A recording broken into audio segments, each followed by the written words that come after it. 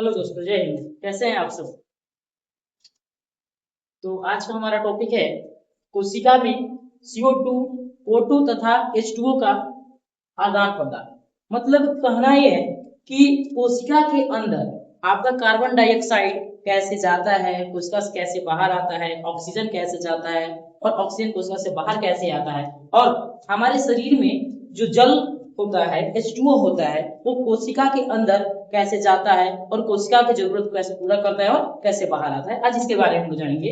तो ये कक्षा 9वीं के 5वां चैप्टर मतलब जीवन की मूलभूत इकाई में से ये आपका एक टॉपिक है, जिसमें ये बहुत ही इंपॉर्टेंट टॉपिक है, जिसमें हम ये सीखेंगे कि आखिर कोशिका के अंदर CO2 का परिवहन कैसे होता है, O2 का परिवहन और H2O का परिवहन कैसे होता है। चलिए आइए समझते हैं।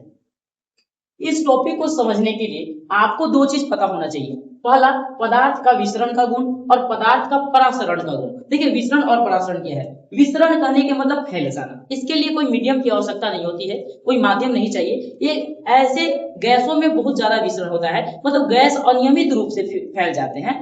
पूरा जिधर देखिए गैस का कोई एक डायरेक्शन नहीं होता। अगर हवा इधर से चला तो उधर गया, उधर से चला तो इधर गया, मतलब उसके सांद्रता पे निर्भर करता है।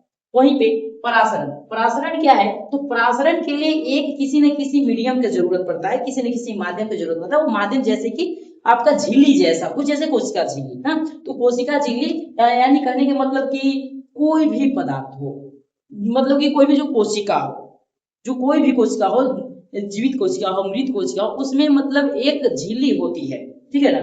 तो उस झिल्ली के माध्यम से अगर कोई पदार्थ क्या करता है, एक जाता है फिर वापस आता है, तो उसको कहते हैं परासरण। आइए इसको डिटेल में समझते हैं। देखिएगा, कहते हैं कि पदार्थ के कण जैसे गैसीय कण का अनियमित गति करना, ये आपका क्या कहलाता है? विसरण कहलाता है। जैसे कि गैसों का फैलना, इसमें कोई डायरेक्शन निश्चित नहीं है, ये आराम से गैसीय कण जो होते हैं विसरण का गुण बहुत ज्यादा रखते हैं, ठीक है ना। एकदम पूरा तरल तरल से ठोस से सबसे ज्यादा विसरण का गुण जो रखते हैं वो गैसीय कण होते हैं, ठीक है।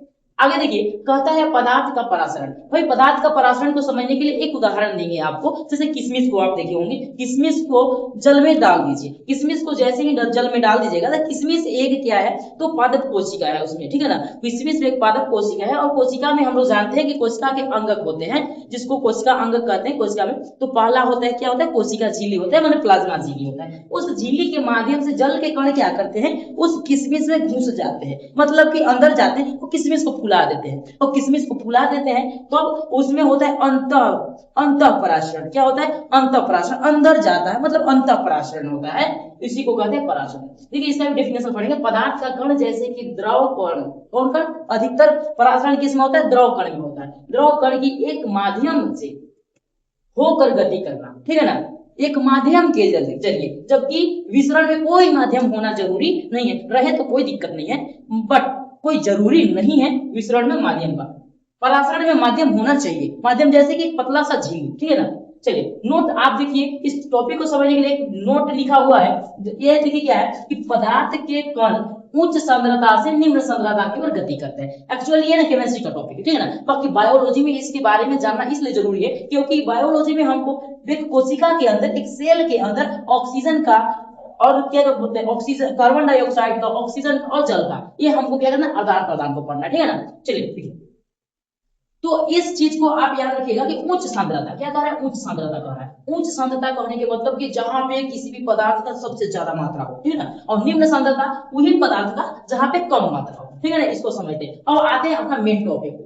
मेन टॉपिक हमारा क्या है? तो यह है कि कोशिका में CO2, O2 तथा H2O का आदान प्रदान कैसे होता है, ठीक है ना। तो देखिए यहाँ पे कहता है कि उच्च सांद्रता से निम्न सांद्रता तक। मान लीजिए ये हमारा एक सेल है, एक कोशिका है, जिसमें कि कार्बन डाइऑक्साइड की मात्रा क्या होती है, कोशिका के अंदर ज्यादा होती है। तो कोशिका के अंदर कार्बन डाइऑक्साइड की मात्रा ज्यादा होती है और कोशिका के बाहर कार्बन डाइऑक्साइड की मात्रा कम होती है। कोशिका के अंदर ज्यादा होती है मतलब कि सांद्रता उच्च होता है। ये क्या होता है? उच्च सांद्रता होता है। उच्च सांद्रता होता है। अब ये होता है निम्न होता है, निम्न होता है। तो क्या होगा? उच्च सांद्रता से निम्न सांद्रता को, तो कार्बन डाइऑक्साइड क्या करेंगे, वो कोशिका के अंदर से बाहर की ओर आएंगे, ठीक है ना। और ये कहलाएगा आपका विसरण के अंतर्गत, क्योंकि ये गैस ही है, एक गैस है, गैस के कण अंदर बाहर कर रहे, ठीक है ना। एज इट इज देखिएगा, ऑक्सीजन में क्या होता है, कोशिका के अंदर जो होते हैं ऑक्सीजन की मात्रा कम होती है। कोशिका के अंदर ऑक्सीजन की मात्रा कम होती है और बाहर ज्यादा होती है, कम होती है, यानी कि इसमें निम्न सांद्रता है।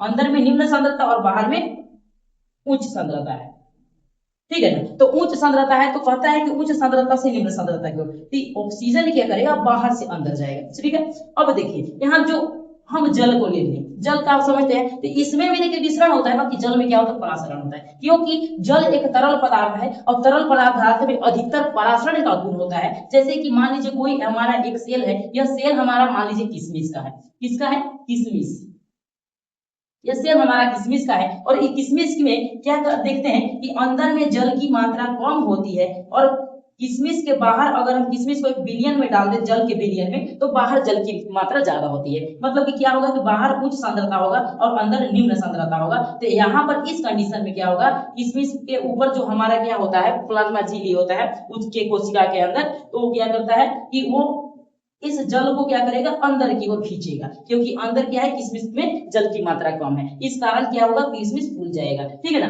बाकी अगर हम ऐसा देखेंगे कि नहीं, यहाँ पर अगर जल की मात्रा बढ़ जाए, अगर जल की मात्रा बढ़ जाए और बाहर में जल की मात्रा कम हो, तब यही कोशिका झिल्ली क्या करेगी, जल की मात्रा को यहाँ से बाहर निकाल देगी, ठीक है ना। इसी को कहते हैं परासरण। तो इसी प्रकार से हम समझ लिए यहाँ पर कि कार्बन डाइऑक्साइड में जो कार्बन डाइऑक्साइड होता है, सॉरी कार्बन डाइऑक्साइड जो होता है वो आपके कोशिका के अंदर कैसे आते जाते हैं, ऑक्सीजन जो होता है वो आपके कोशिका के अंदर कैसे आते जाते हैं, और जल का जो परिवहन होता है हमारे किसी भी कोशिका में वो कैसे होता है। तो देखिए कार्बन डाइऑक्साइड के परिवहन को विसरण गुण पढ़ेंगे, विसरण गुण बोलेंगे, ऑक्सीजन के भी परिवहन को बोलेंगे विसरण गुण।